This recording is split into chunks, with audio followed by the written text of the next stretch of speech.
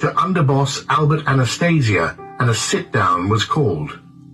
Anastasia ruled in Valachi's favor, while also scolding him for his behavior during the first meeting.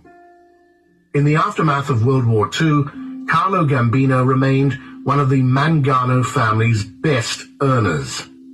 In addition to traditional mob moneymakers like hijacking and gambling, he was one of the first to branch out into labor racketeering through control of workers' unions. With this power, he could blackmail business owners into hiring him as a labor consultant so that they could avoid worker strikes. This money would then be what he reported on his taxes as income. FBI documents list that Gambino was involved in the narcotics trade during the late 1940s, although he was never charged.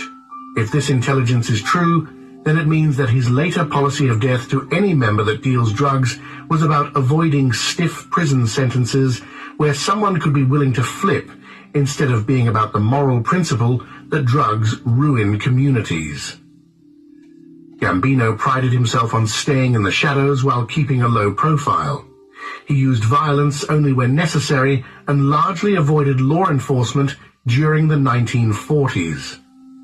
To his superiors, he was viewed as loyal, but not ambitious.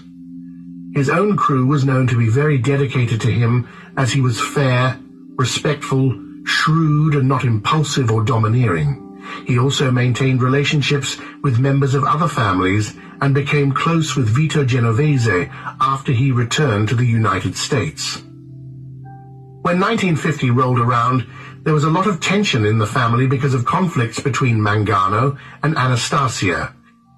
It was said that Mangano resented Anastasia communicating directly with the bosses of other families instead of going through him, while Anastasia felt constrained in the number 2 position. On April 19th, 1951, Mangano's brother Philip was found murdered with 3 bullets in his head.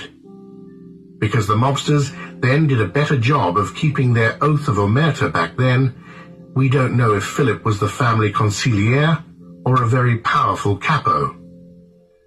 When the police went to Vincent Mangano's house to tell him about his brother's death, he was not home. He disappeared and was never seen again.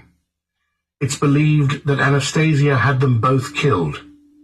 And just like that, the Mangano faction was